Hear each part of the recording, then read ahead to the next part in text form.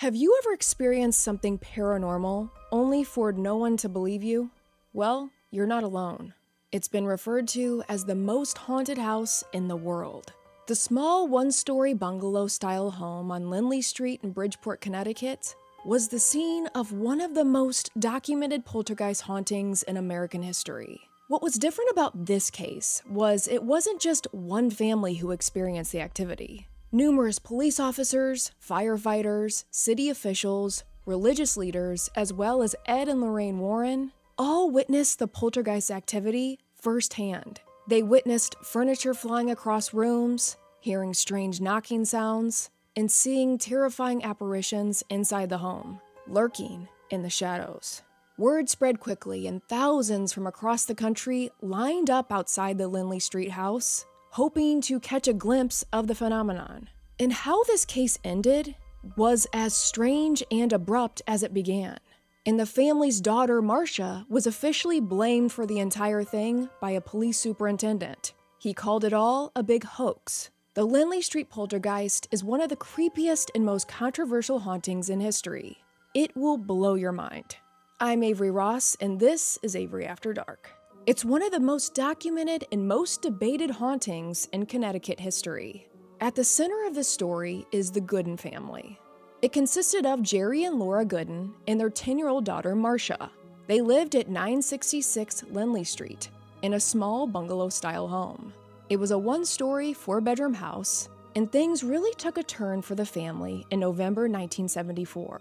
One evening, the Goodens were unloading groceries, Laura was in the kitchen, and Jerry was putting things away, when all of a sudden, the groceries went flying off the kitchen table. Food was all over the floor, and the dishes came flying and crashing off the shelf. Knives flew out of the knife holder. It was like unseen hands were tearing this kitchen apart. And then, as quickly as it began, it stopped. The Goodens weren't quite sure what to make of any of this. Because what do you do when something like this happens? They hoped it was just a one-off experience, but it wasn't. From there, tables and furniture began flipping and moving on their own. Picture frames hanging on walls would come flying off. The family had 3 recliner-type chairs in their living room, and they began opening and closing on their own, in tandem. And by this point, the family was really scared. Now, these kinds of strange happenings weren't new to the Gooden family. Although events came to a head for the family in 1974, it was reported that strange things had been happening since the Goodens adopted Marcia in 1968, increasing in frequency and intensity over time. A year later was the first time the family officially called authorities in hopes to initially help find the source of this haunting. The Goodens told police that they would hear rhythmic pounding and knocking sounds at night, and they could never find a source. And as time progressed, it escalated. Doors would open and slam shut by themselves. Items would be moved. The family repeatedly called police to search for a cause of it all. But despite thorough investigations, nothing definitive was ever found. So as the activity was ramping up, the Goodens phoned their neighbor for help that night. Things were getting worse, more physical. They needed help. This particular neighbor they called was an off-duty police officer named John Holsworth. When John gets there, he finds the couple on the porch, shaky and terrified. He begins talking to them and walks around the house, and as he's standing there, he witnesses what the family's talking about. John Holsworth said, quote, "I saw the icebox move. I saw the television move. I saw the chairs open and close," end quote. So he calls for backup. Within the hour, numerous police officers are called to the house. They get inside, begin their investigation, and they start witnessing the activity firsthand as well. Furniture moving, items flying off the shelves, and then they call for backup. They reach out to the fire department. So firemen get to the Lindley Street house, and they too begin witnessing the activity. The police are looking at the firefighters like, what do we do here? And the firefighters are looking at the police like, we don't know. They're all trying to put on a brave face, but this was unlike anything they had ever seen. This wasn't in the training manual. Let's just say that. They realize this is not a job for them. They are in over their heads, and even made a public statement and said they aren't good at fighting demons. This was all beyond a simple haunting. This was the work of a poltergeist, A poltergeist is a supernatural entity that manifests its presence through physical disturbances, such as loud noises, moving furniture, and throwing objects around. A poltergeist creates mayhem, disorder, fear. They are often angry and very aggressive. One of the tricks a poltergeist is known for is making knocking noises. And the word poltergeist translates literally from German as knocking spirit. So you may be asking, well, what is the difference between a ghost and a poltergeist? A ghost is one thing, but a poltergeist will turn a house upside down. There are similarities between the two, but also many differences. Ghost-like activity is known as a haunting, while a poltergeist activity is deemed as a paranormal disturbance. Many believe that a ghost is a soul of a once living but departed individual. On the other hand, a poltergeist is a manifestation of negative energy left by some gruesome event, or other times it can be tied to demonic activity. But some others believe that poltergeists are aggressive souls of the departed. Many times ghosts are linked with specific places where certain events like a murder have taken place. They will remain attached to that area. Ghosts may haunt a house where he or she may have passed away or lived during their life. But poltergeists are not confined to one particular area. They're usually associated with specific objects or people. But there are some theories that say that poltergeists can be linked to multiple objects and multiple people. So as time goes on, police continue trying to get this figured out, and they turn to the logical. There has to be some reasonable explanation for all this. So city engineers are brought to the home next.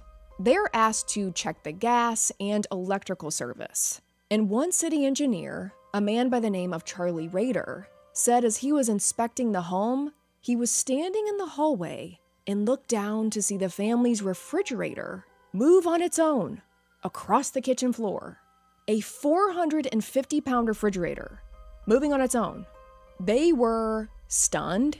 And as this happened, police told the city engineers to leave immediately as this was becoming hazardous. So the city officials left. But this was yet another failed attempt. These two were also unable to explain the activity. And at this point, news had spread. We got a haunting.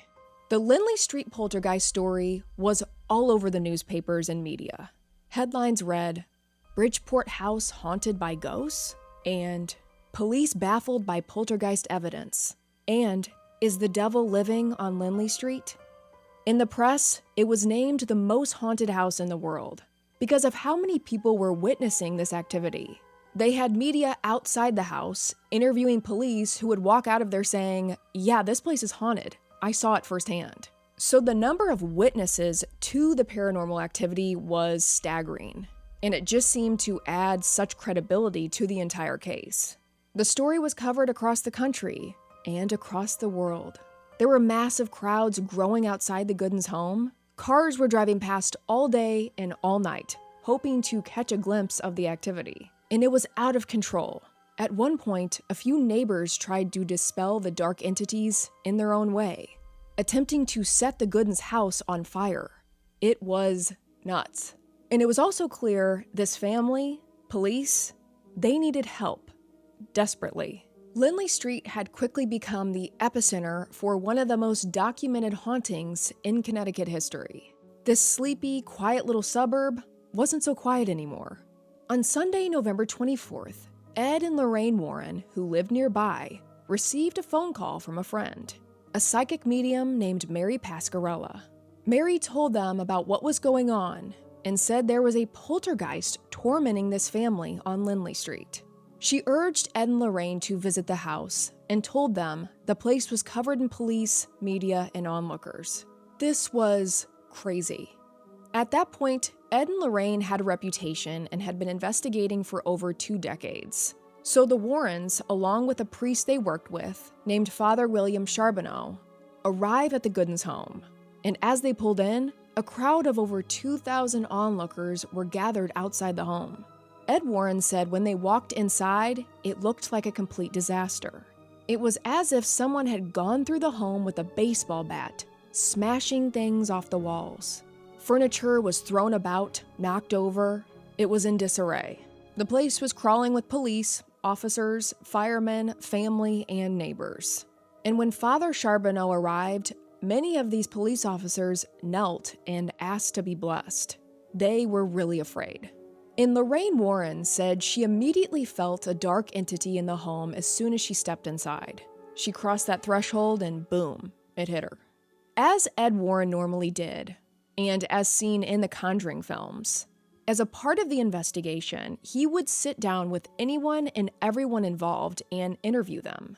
Ask them what they've seen, what they've experienced. The Warrens did not take anyone's word for it. They didn't find every place they investigated to be haunted. In fact, they were called to numerous homes to investigate and found very logical reasons for the activity in the home. And a lot of times they would tell the family, this isn't paranormal. The noises that you're hearing at night are just mice in your attic. So the Warrens really conducted their own research and wanted to get to the bottom of what was going on in these cases. And they would interview those involved. And it was on these recordings that numerous police officers at Lindley Street, many seasoned professionals who had been on the force for years, told Ed Warren what they had experienced in the home.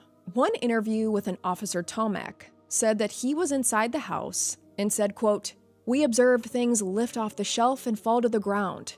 We observed furniture move," end quote. Ed asked Officer Tomac, is it possible that anyone could have moved this furniture themselves? And Officer Tomac simply said, no. Now, this case was vastly different from others for many reasons. Like I said, the Warrens had never investigated a case with this many first-hand witnesses before. Ever. So Ed and Lorraine began their own investigation, walking around the home, seeing what they saw and felt. And as Ed was inside, he was in the kitchen and watched as a stack of plates flew across the room, smashing into 1,000 pieces on the floor, right in front of him. To many people, this may sound crazy, but to people that investigate the paranormal, this just sounds like a poltergeist. He also witnessed a crucifix the Goodens had hanging on a wall burst.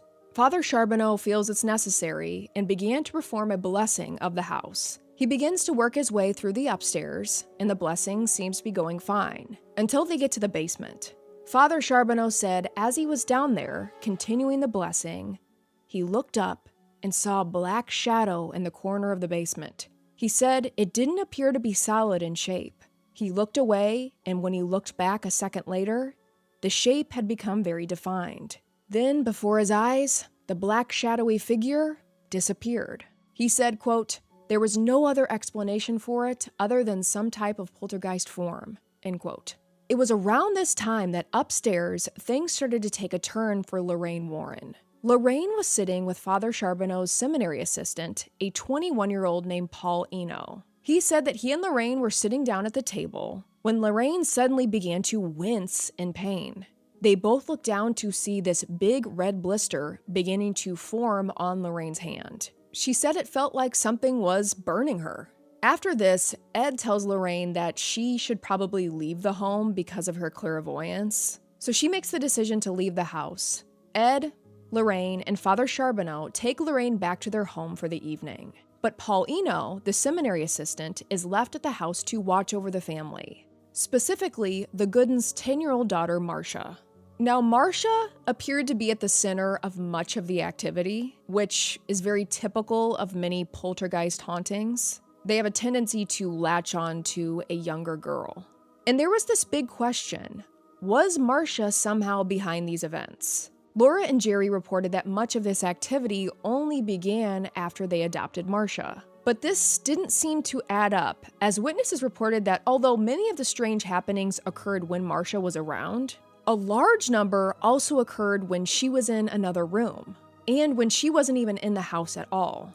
So as Ed is leaving, he tells Paul to keep an eye on her and make sure she isn't the one perpetrating this. Now, they didn't feel that Marcia was responsible for all of this, but they were just trying to cover their bases. So the next evening, Paul and Marcia were sitting in the family room playing a board game together. Paul said all of a sudden, he felt something shift inside the home. He described it as a surge of energy. He said there was this really strange, unearthly smell, and said he looked into the kitchen and saw that the air had turned a gauzy white color.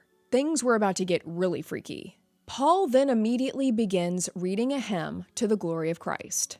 This is when the mist began to shift and twisted into 4 different shapes. And Paul said he knew it was after Marcia. He felt it. And he was starting to become really angry and protective over her. And he also feared what it would do. So he began pushing against this entity, and he said it pushed back. Quote, "It was a solid structure, almost like the skeletons of birds. That's what it felt like." End quote. And what came next is the stuff of nightmares. Paul said the entity quickly shifted past him, shot straight over to Marcia, and, quote, literally picked her off her feet, and she went flying across the room, end quote. Paul then grabbed Marcia and got everyone else inside the home, and they ran out the front door. He said it felt like the house was about to explode. It just had so much energy. When Paul later left, he said Marcy hugged him and asked him, please come back. Laura also begged him to return. They seemed genuinely scared, overwhelmed, and in need of help. Now, this was really starting to shift into something much more sinister, and the Warrens believed the activity in the home was demonic. So they began to make plans for an exorcism and start discussions with the Catholic Church, because that's an entire process in itself. But this exorcism would never end up happening, because the next morning, Bridgeport Police Superintendent Joseph Walsh makes a shocking announcement. He officially declares the haunting a hoax, perpetrated by 10-year-old Marcia Gooden. Yes, you heard that right. A 90-pound, 10-year-old girl was behind it all, according to him. Are you... what? Joseph Walsh said that Marcia admitted it was her making the sounds and knocking things off the shelves. And in his announcement, he said, there's no ghost in Bridgeport.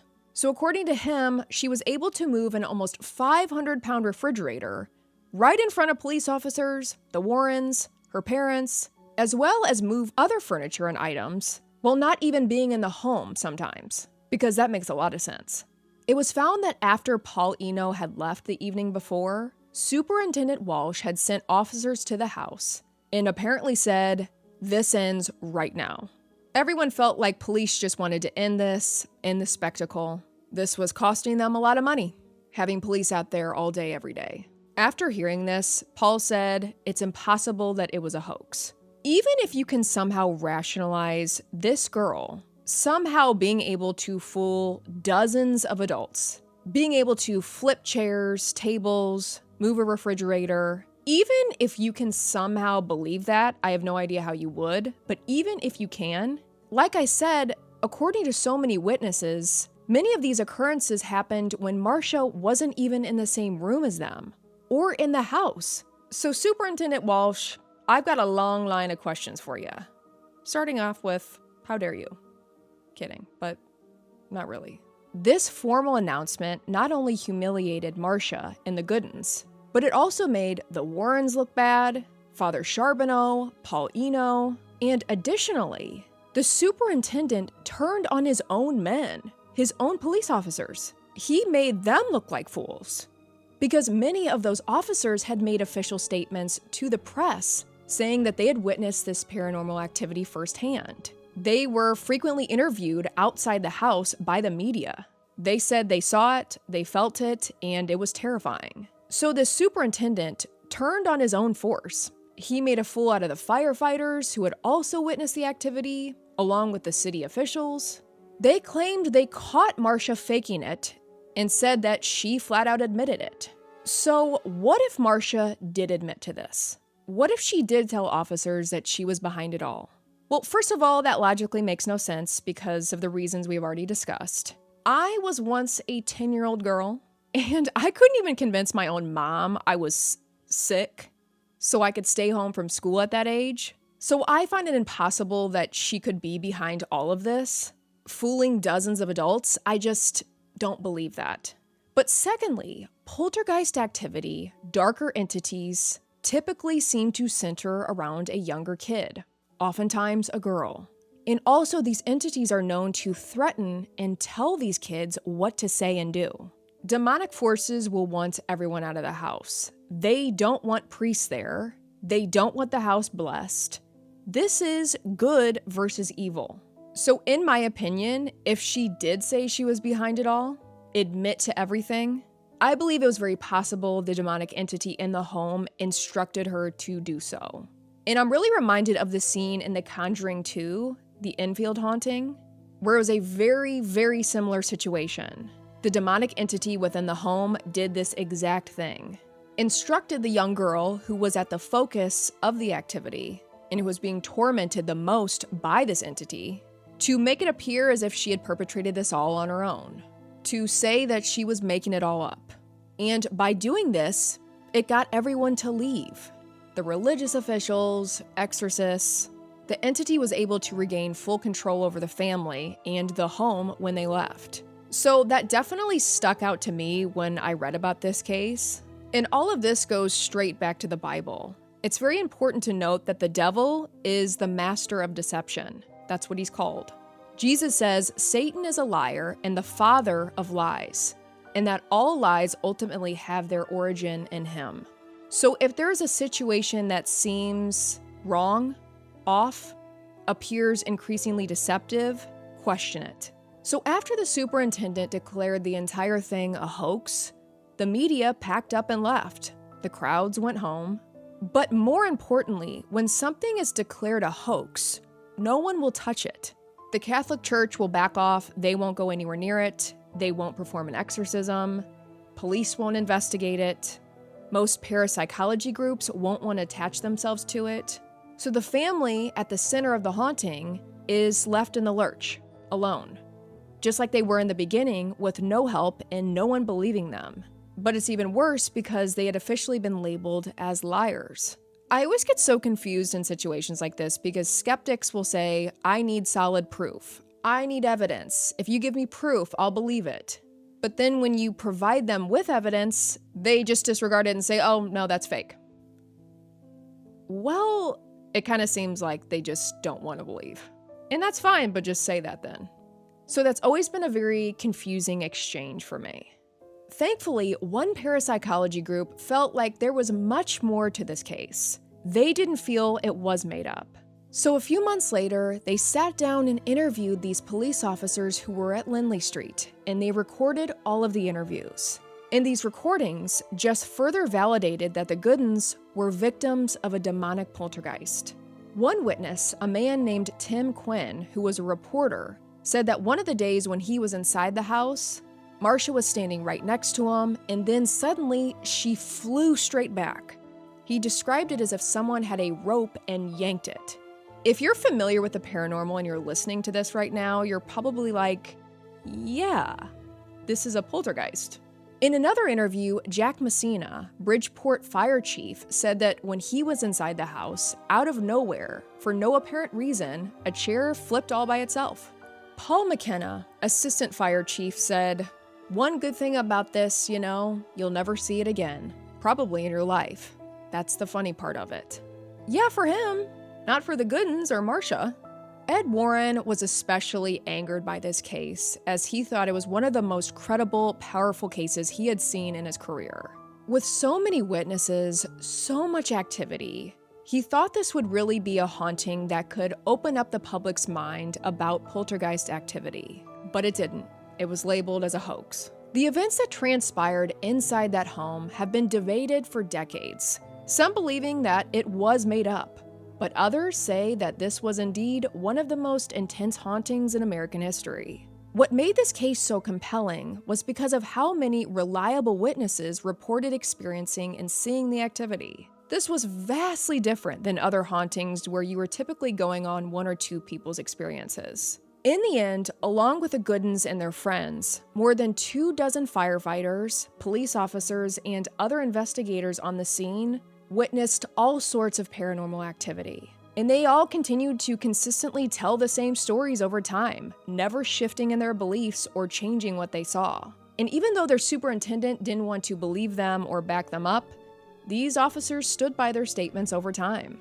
And not surprisingly, even though Marcia had supposedly admitted to being the cause of the events and apologized for her role in all of it, The family reported that strange paranormal activity continued to occur in the months following this. And again, this is very typical of poltergeist activity. After weeks, months, or years, it'll eventually stop. But more than 40 years later, what exactly happened at Lindley Street is still widely disputed. One thing for sure is that the Lindley Street poltergeist is one of the most famously documented hauntings in Connecticut history, and possibly one of the strongest cases ever of proof of demonic poltergeist activity. It does make me sad that this grown man put this all on Marcia, because when one is at the center of this type of intense activity, you already feel completely alone. But on top of that, to be called a liar, imagine how alone you would feel after that. You're going through this and no one believes you. But I want to hear your take. What are your thoughts on this case? Do you believe it was all one big hoax? Or like me, do you believe that something paranormal was at play here? Let me know your thoughts in the comments. I cannot wait to hear your take on this case. I would be so grateful if you subscribe to this channel, leave a like and a comment, and share Avery After Dark with your family, friends, coworkers, anyone that you know that loves mystery. And if you enjoy the show, leave a rating and a review on Apple Podcasts. I hope you all know how much I appreciate the support. You all are the best. Next episode, I've got so much more coming your way. Until then, I'm Avery Ross, and this is Avery After Dark.